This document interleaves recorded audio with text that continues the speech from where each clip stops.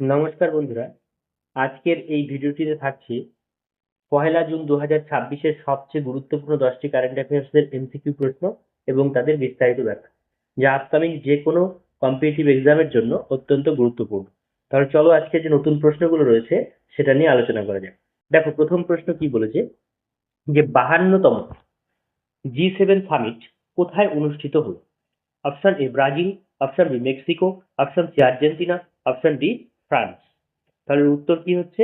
এর উত্তর হচ্ছে অপশন ডি, ফ্রান্সের এভিয়ানে এই এই তোমার হচ্ছে 52তম G7 সামিট অনুষ্ঠিত হলো।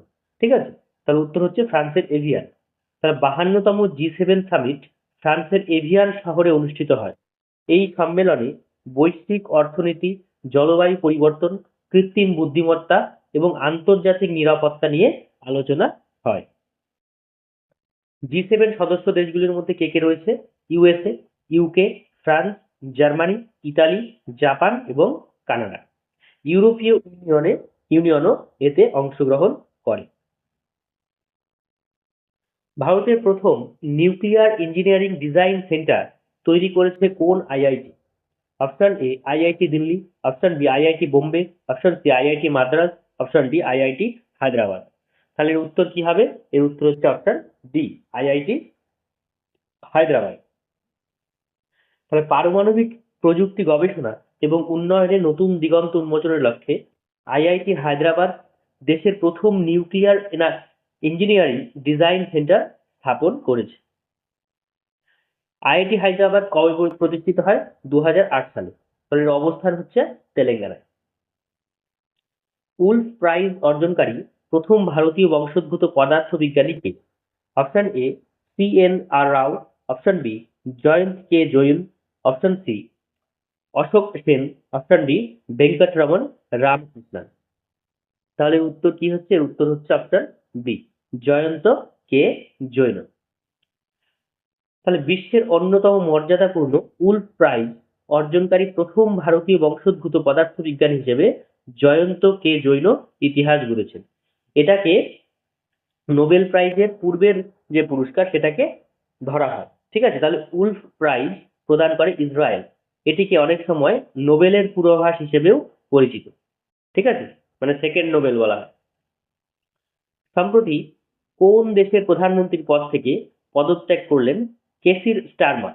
Option A Australia, option B Canada, option C যুক্তরাজ্য, অপশন ডি আয়ারল্যান্ড।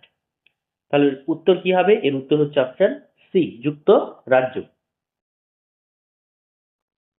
যুক্তরাজ্য হচ্ছে ইউনাইটেড কিংডম। কেসির স্টারমার যুক্তরাজ্যের রাজনীতিতে অন্যতম গুরুত্বপূর্ণ ব্যক্তিত্ব। সম্প্রতি রাজনৈতিক পরিবর্তনের প্রেক্ষাপটে তার পদত্যাগ হচ্ছে আন্তর্জাতিক আলোচনার বিষয়বস্তু।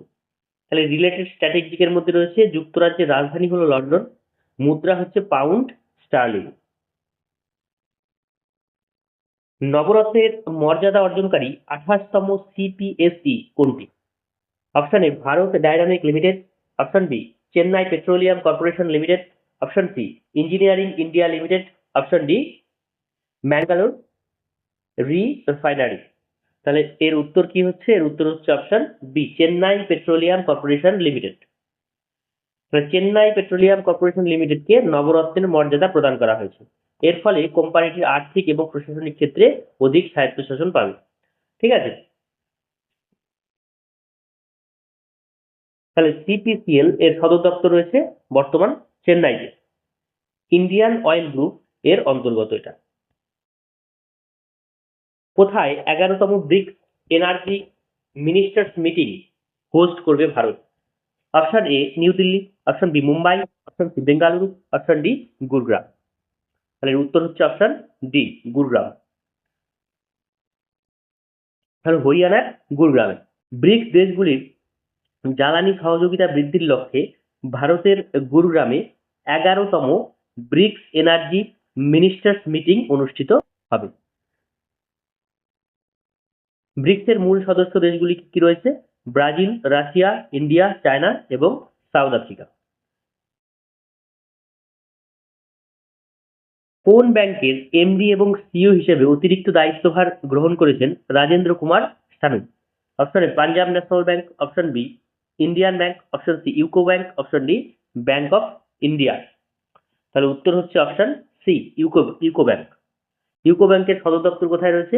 কলকাতায়।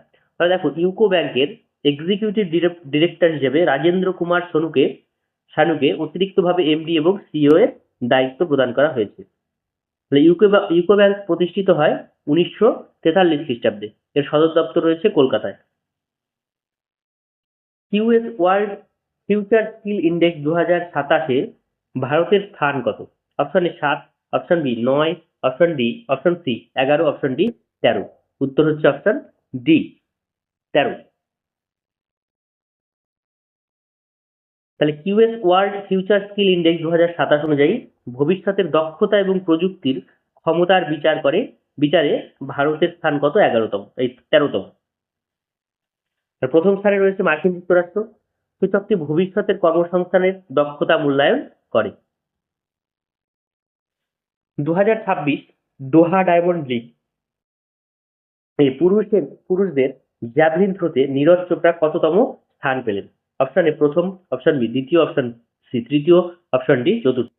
তাহলে উত্তর হবে অপশন ডি চতুর্থ স্থান। তাহলে দোহা ডায়মন্ড লিগে নীরজ চোপড়া চতুর্থ স্থান অর্জন করেন। প্রতিযোগিতায় শ্রীলঙ্কার রমেশ পাথিরাজে প্রথম স্থান অধিকার করেন। অলিম্পিক স্বর্ণজয়ী জ্যাভলিন থ্রোয়ার মানে নীরজ চোপড়া হচ্ছেন অলিম্পিক স্বর্ণজয়ী জ্যাভলিন থ্রোয়ার। আর ইভেন্ট অ্যাথলেটিক্স ডায়মন্ড লিগ। গারাদু টিওয়ার এবং বলাম কাকদি জিআই ট্যাগ পেয়েছে কোথায় থেকে? Option A Madhya Pradesh, option B Rajasthan, option C Tamil Nadu, option D Karnataka. উত্তর হচ্ছে অপশন এ মধ্যপ্রদেশ। মধ্যপ্রদেশের ঐতিহ্যবাহী কৃষিজ পণ্য গারাদু টিওয়ার এবং বালাম কাকদি সম্প্রতি জিআই ট্যাগ পেয়েছে। এর ফলে পণ্যগুলোর ভৌগোলিক স্বীকৃতি এবং বাজার মূল্য অনেকটাই বৃদ্ধি পাবে।